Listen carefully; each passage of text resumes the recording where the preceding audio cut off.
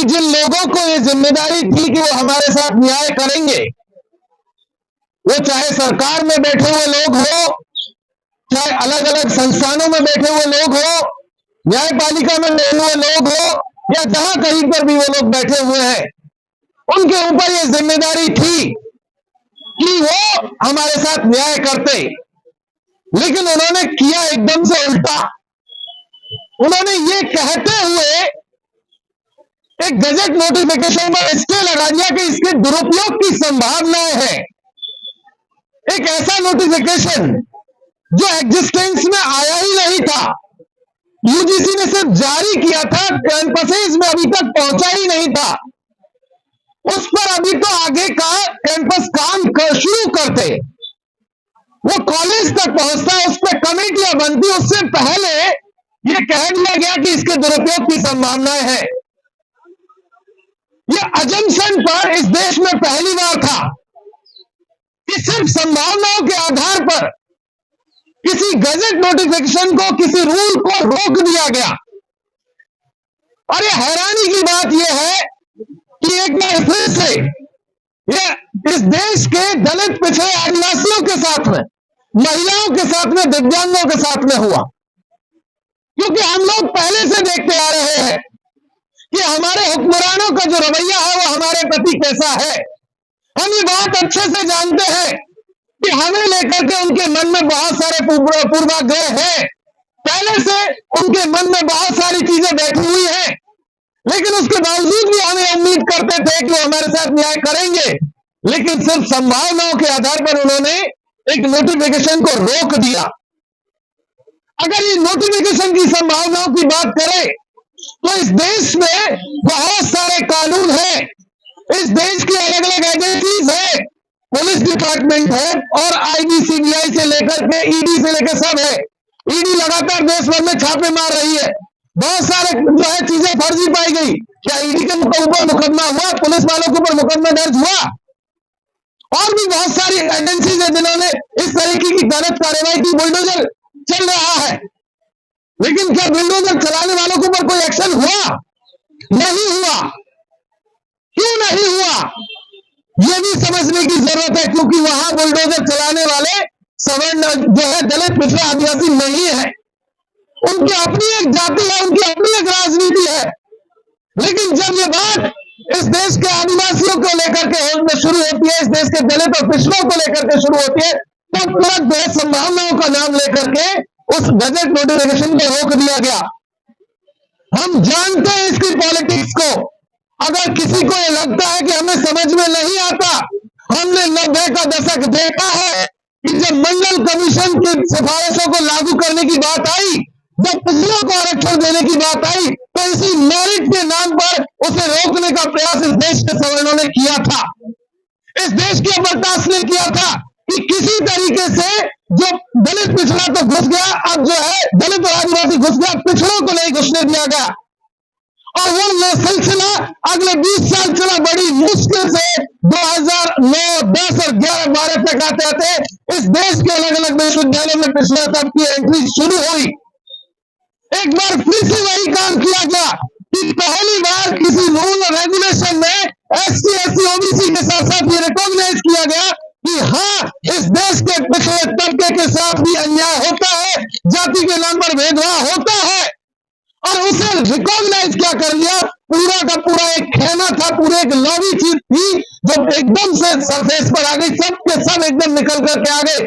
जो लोग हिंदू राष्ट्र बनाने की बात कर रहे थे, दलित पिछड़ों को पीछे ले जाना चाह रहे थे और कह रहे थे कि फला धर्म से आपको खतरा, बेटा त्रिशूल लेकर के चल जाओ, और वो तुरंत जो है हिंदू राष्ट्र को छोड़ करके निकल पड़े कि सवर्ण बचाने की लड़ाई शुरू कर दी है।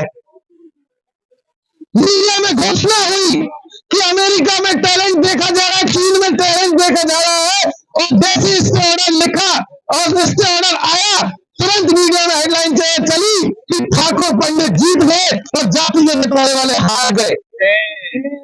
हम जानते हैं इस राजनीति को कि कौन जीता है, कौन हारा है। इसके ऑर्डर से पहले आप उदाहरण देते हैं चाइना का और अमेरिका का, और ऑर्डर आने के बाद आप कहते हैं कि ठाकुर पंडित जीते हैं। यही वो मेंटेलिटी है जिसके खिलाफ हमारे लोग बरसों से संघर्षरत है। हम लोगों ने देखा है, हम लोगों ने जिया है, हम उसके विक्टिम है। हमने देखा है कि जाति किस तरीके से कैंपसेज में काम करती है। हमने अपने साथी रोहित वेमुला को मरते हुए देखा, हमने पायल तड़वी को मरते हुए देखा, हमने डेल्टा मेघवाल, इंद्र मेघवाल को देखा, दर्शन सोलंकी को देखा, हमने एम्स के भीतर अनिल मीणा की सुसाइड को भी देखा 2012 के भीतर। हमने उन तमाम केसेस को देखा, हमारे अपने लोगों को मरते हुए हमने देखा है। लेकिन यहां एक तरीके से ऐसा माहौल बनाया गया कि एक सड़क पर चलने वाला रिक्शे वाले से लेकर के शंकराचार्य तक उठ खड़े हुए और कहने लगे कि इस देश में सवर्णों के खिलाफ एक कानून आ गया है। जिस तरीके का नैरेटिव शुरू हुआ, अभी तक जो प्रधानमंत्री को जो है बड़ी बड़ी बातें कहते थे, प्रधानमंत्री को हिंदू राष्ट्र का सबसे बड़ा मुखिया कहते थे, उनकी जात खोज करके ले आए, कहने लगे ये तो तेली है, इसकी शक्ल देखते तो दिन खराब हो जाता है। यही लोग थे जब हम लोग किसान आंदोलन में किसानों के साथ खड़े थे, जब सीएनआरसी में मुसलमानों के साथ खड़े हुए थे और तमाम तरीके की लड़ाइयों में जब इस देश के माइनॉरिटीज के साथ खड़े हुए थे, पिछड़ों के साथ, आदिवासियों के साथ खड़े हुए थे, वो हमें सर्टिफिकेट दे रहे थे कि चले जाओ, मोदी का विरोध करे पाकिस्तान चले जाओ, सरकार का विरोध करे पाकिस्तान चले जाओ। आज वो खुद मैदान में आकर के उसी सरकार को अलग अलग तरीके से क्रिटिसाइज कर रहे थे। ये समझना यहां से बहुत जरूरी है साथ में कि कौन लोग हैं, किस तरीके की राजनीति उनकी है। और इसमें सबसे जो खेल खेला गया बीजेपी का, जिस कमेटी की रिकमेंडेशन थी स्टैंडिंग कमेटी की, उस 30 मेंबर की स्टैंडिंग कमेटी के तमाम लोगों ने ये यूनानिमस डिसीजन लिया था कि भाई इस तरीके की गाइडलाइंस आनी चाहिए। और सुप्रीम कोर्ट के कहने के बाद वो स्टैंडिंग कमेटी बनी थी। और जब कमेटी की रिकमेंडेशन आई, नोटिफिकेशन जब आया, वही सुप्रीम कोर्ट कहने लगता है कि ये क्या बना दिया आपने।